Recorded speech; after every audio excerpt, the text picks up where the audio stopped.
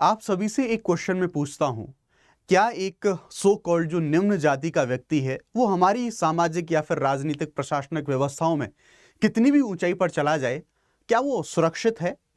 ये मामला मैं इसलिए बात कर रहा हूं क्योंकि एक सामान्य नागरिक, अगर कोई व्यक्ति, अगर वो सो कॉल्ड जो निम्न जातियां हैं, अगर उनसे वो बिलोंग करता है, वो कितना सुरक्षित महसूस करेगा, जबकि इन्हीं सभी समाज का लोगों की सुरक्षा करने वाला एक जो वर्ग है यानी कि पुलिस, और उसमें भी एक सामान्य पुलिस नहीं, राज्य के टॉप नॉच जो आईपीएस ऑफिसर, जो स्टेट की सबसे बड़ी पोजीशंस पुलिस की होती हैं उनमें से एक ऐसे पुलिस ऑफिसर को जातिगत भेदभाव, जातिगत शोषण, जातिगत प्रताड़ना, उनकी वजह से उसे अपनी आत्महत्या करने को मजबूर होना पड़ता है।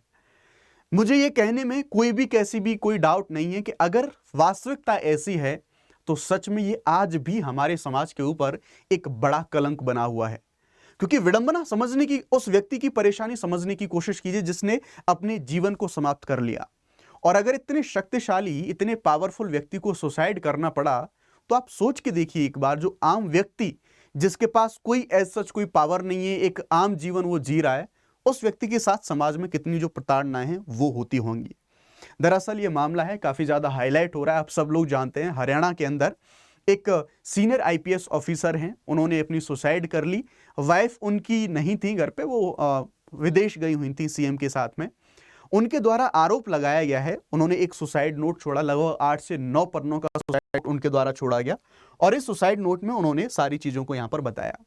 8 से 9 पन्नों का जो सुसाइड नोट है, उन्होंने उसमें आरोप लगाए बाकी पुलिस ऑफिसर्स के ऊपर। केवल पुलिस ऑफिसर ही नहीं, इनमें 3 लगभग हम देखेंगे जो आईपीएस ऑफिसर, जो 3 आईएएस ऑफिसर हैं, वो कुछ आईएएस ऑफिसर हमें देखने को मिलेंगे, जैसे लगभग 3 आईएएस हैं, कुछ आईपीएस हैं। अब इनमें से जो ऑफिसर हैं वो कुछ रिटायर्ड भी हैं और कुछ इनमें से जो सेवा के अंदर हैं वो ऑफिसर भी हैं। उनके द्वारा यहां पर बताया गया कि उनको यहां पर टारगेट करा गया, हर समय हमेशा सेवा में उनको टारगेट करा गया। चाहे बात आ जाए प्रमोशन की, चाहे बात आ जाए सुविधाओं की, हर चीज में उनको टारगेट करा गया। क्यों? क्योंकि वो निम्न जाति से बिलोंग करते थे, वो एससी समुदाय। वो दरअसल काफी ज्यादा मुखर रहे हैं। जो निम्न जाति, जो एससी जो लोग हैं, उनके साथ पुलिस में, प्रशासन के अंदर जो भेदभाव होता है, उन बातों को उठाने में वो काफी ज्यादा मुखर रहे हैं हमेशा से, इसलिए उनको और ज्यादा टारगेट करा गया हमेशा से। उन्होंने यहां पर बताया गया कि जो प्रमोशन है, बाकी जो ऑफिसर्स हैं उनका गलत तरीके से प्रमोशन करा गया, उनकी जो रिकमेंडेशंस जाती हैं।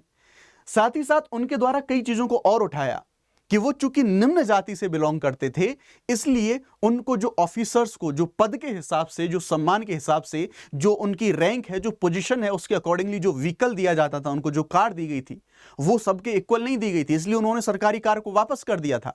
साथ ही साथ प्रमोशंस में भी उनके साथ ये भेदभाव हो रहा था। इतना ही नहीं, उनके ऊपर टारगेट करके उनके ऊपर कुछ ऐसे अटेम्प्ट किए जा रहे थे। जस्ट फॉर एग्जांपल, अभी कुछ दिन पहले एक जो एफआईआर विवाद है वो भी आया था। एक शराब जो कारोबारी है उसके कहने पर एक एफआईआर, वो भी ट्रांसपेरेंसी के बिना, ना तो एफआईआर को ऑनलाइन लाया गया, ना ही परमिशंस ली गई, इस तरह से उनको टारगेट करा गया। तो समझने की कोशिश करेंगे इस पूरे मुद्दे को। एक बड़ी चिंता का विषय है। आप सोचने की बात देखिए यहां पर कि वो एक आईपीएस ऑफिसर है, सीनियर आईपीएस ऑफिसर, इतना पावरफुल व्यक्ति है, उसको जातिगत भेदभाव की वजह से उसको सुसाइड करना पड़ा।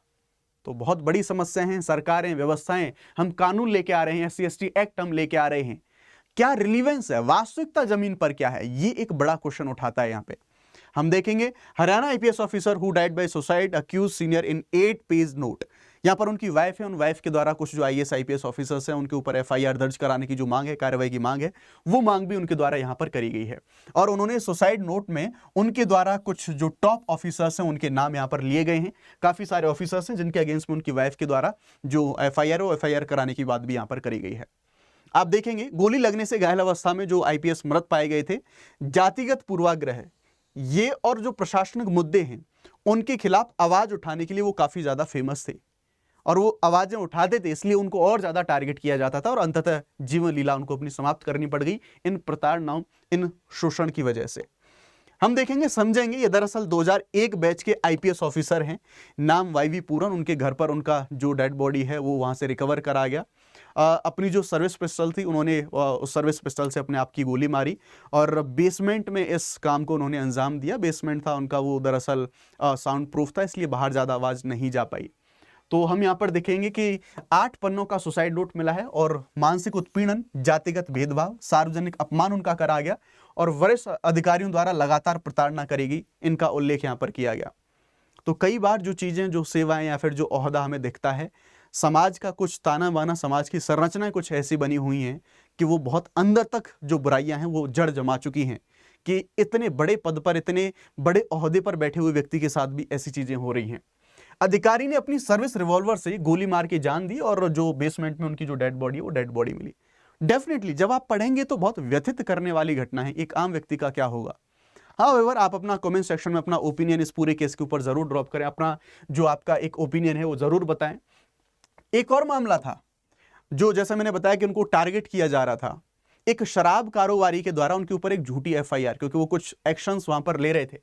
तो शराब ठेकेदार की शिकायत पर बिना स्टेट गवर्नमेंट की परमिशन के उनके ऊपर जो एफआईआर है उस एफआईआर को दर्ज करा गया और उनको रिश्वतखोरी के आरोप में यहां पर फंसाने की कोशिश करी गई या फिर उस केस से उनको जोड़ा गया और इसी चीज से बहुत ज्यादा व्यथित थे।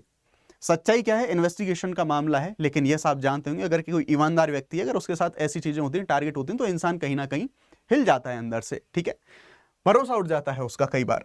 तो रिसेंटली अब एक ये भी आप चीज देख सकते हैं, उनके जो ट्रांसफर्स हुए ना, वो एक तरीके से ट्रांसफर हुए उनके पनिशमेंट वाले ट्रांसफर। जैसे पहले वो 29 सितंबर 2025 को वो आईजी रोहतक जो रेंज में थे, उस रेंज से हटा के उनको पुलिस ट्रेनिंग कॉलेज में जो रोहतक में वहां पर भेज दिया गया। और ऐसे इंस्टीट्यूशंस, ऐसे विभाग, आप देख के आपको पता लग रहा होगा कि एक तरीके की पनिशमेंट पोस्टिंग यहां पर करी गई है। तो ऐसी चीजें हमें यहां पर देखने को मिलेंगी। साथ ही साथ उन्होंने क्या 2020 से कुछ उन्होंने जो अपने सुसाइड नोट में जिन चीजों को मेंशन करने की कोशिश करी कि जातिगत भेदभाव हो रहा है, सार्वजनिक तरीके से लोग जो ऑफिसर्स हैं वो उनका अपमान करते हैं, प्रोफेशनल करियर को नष्ट करने की कोशिश करी गई है लोगों के द्वारा, एक समूह के द्वारा लगातार साइकोलॉजिकल टॉर्चर कब तक बर्दाश्त करें, 2020 से सारी चीजें ऐसी चल रही थी। उन्होंने सीएम साहब को एक पत्र भी लिखा था और इस पत्र में जो प्रमोशंस हो रहे थे, प्रमोशंस में भेदभाव और बड़ी गड़बड़ियों का जो एक संज्ञान है वो संज्ञान भी दिलाया था। और साथ ही साथ ये भी कहा था कि जो होम मिनिस्ट्री के जो डायरेक्शन है प्रमोशंस को लेके, उनका भी यहां पर उल्लंघन करा गया है। एफआईआर विवाद के बारे में बात करें तो जैसा मैंने बताया, राज्य सरकार की कोई कैसी भी पूर्व अनुमति नहीं ली गई, सिविल सेवा जो रूल्स हैं उनका वायलेशन यहां पर करा गया। ये सीधी तरीके से जो दंड प्रक्रिया संहिता की धारा 197 है उसके विरुद्ध यहां पर काम करा गया। इतना ही नहीं, जो एफआईआर उनके अगेंस्ट में कराई गई थी ना तो वो ऑनलाइन अपलोड हुई, इससे एक बड़ा जो ट्रांसपेरेंसी का मुद्दा है वो भी यहां पर जो खड़ा होता है। सर्विस रूल्स क्या कहते हैं, तो ऑल इंडिया सर्विस यानी कि डिसिप्लिन एंड अपील रूल्स 1969 हैं, वो ऐसे मामलों में अधिकारियों को जो मनमानी जांच से सुरक्षा देते हैं, लेकिन इनको यहां पर फॉलो नहीं करा गया इनके मामले में।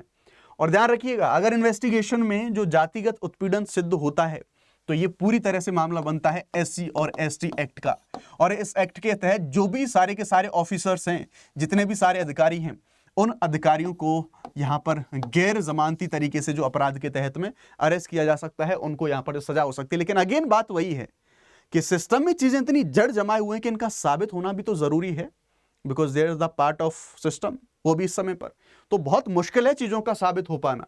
तो हमारा जो SC ST एक्ट 1989 की धारा 3(1)(x यहां पर वो लागू हो सकती है, उसके तहत जो कार्रवाई हैं वो कार्रवाई यहां पर हो सकती हैं। यस, कहीं ना कहीं जो एक तो ऐसी समस्या है टारगेटेड प्रॉब्लम, लेकिन यस पुलिस महकमे के अंदर और भी बहुत सारी समस्याएं हैं जिनसे ऑफिशियल्स यहां पर जूझते हैं। जैसे बहुत ज्यादा प्रेशर रहता है काम का, पॉलिटिकल, जनता का प्रेशर, ऑफिसर्स का प्रेशर, लंबे ड्यूटी आवर्स हैं, बहुत ज्यादा पदानुक्रम से जो मानसिक तनाव है ये ओवरऑल बढ़ता है। और इस मानसिक तनाव के साथ अगर आपको कोई इस तरह से टारगेट करता है तो ये प्रॉब्लम और ज्यादा विकराल रूप ले लेती है।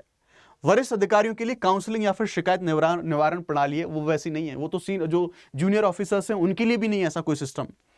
उत्तरदायित्व बनाम उत्पीड़न, यानी कि अनुशासनात्मक कार्रवाई और व्यक्तिगत बदले की कार्रवाई में अंतर बहुत ज्यादा जरूरी है। जैसा यहां पर जो सो कॉल्ड उच्च जाति के लोग उन्होंने इनको टारगेट किया, इसमें एक अगर वाकई में कुछ गड़बड़ हो रही तो अनुशासनात्मक कार्रवाई बनती है, लेकिन आप व्यक्तिगत रूप से बदला लेने के लिए ऐसी सारी चीजें कर रहे हैं, वो बिल्कुल पूरी तरह से उचित नहीं है। अगर आप एनसीआरबी का एक डेटा देखें 2023 का, तो इसमें एक रिपोर्ट आती है और जो पुलिसकर्मी हैं उनकी आत्महत्या में 10.6% की वृद्धि दर्ज करी गई है, जो कि एक गंभीर मानसिक समस्या का संकट है पुलिस महकमे के अंदर। और ये तो नॉर्मल यूजुअल में बता रहा हूं, और इस नॉर्मल समस्या के साथ में अगर आपको कोई टारगेटेड अगर आपको हिट करता है या फिर टारगेट करता है, आपको उत्पीड़न, प्रताड़ना, ये सारी चीजें होती हैं, तो ये समस्या बहुत बड़ी और बहुत गहरी हो जाती है। तो कहीं ना कहीं ये पूरी व्यवस्थाएं हैं, एक बदलाव की आवश्यकता जरूर हमें यहाँ पर देखने को मिल सकती है। बाकी आप अपना ओपिनियन है वो यहाँ पर दर्ज करा सकते हैं। अगर आप लोग अनअकैडमी के माध्यम से प्लस कोर्सेज को अवेल करना चाहते हैं तो ये जो सीमित समय के लिए जो ऑफर है 11 तारीख तक चल रहा है, 19,999 के साथ 12 महीने का एक्सटेंशन आप लोग यहाँ पर ले सकते हैं। मैक्सिमम डिस्काउंट के लिए आपको शुभ 50 कोड का इस्तेमाल करना होगा। आप सीधे डायरेक्टली मेरे साथ यहाँ पर जुड़ जाते हैं। मेंस के लिए अलग से एक निश्चय प्रोग्राम चलाया जा रहा है, इसे केवल 9,999 में ऐड आप कर सकते हैं। साथ ही साथ जीएस, सीसेट टेस्ट सीरीज सब कुछ आपको इन बैचेस में पढ़ाया जाएगा, जिनमें आप पूरी तरह से 27-28 के लिए प्रिपेयर कर सकते हैं, हिंदी इंग्लिश बाइलिंगुअल के लिए सभी के सभी बैच। बाकी यस, आप अपनी जो राय है, अपनी राय को आप कमेंट सेक्शन में जरूर ड्रॉप करें। Thank you very much. जय हिंद, बाय बाय।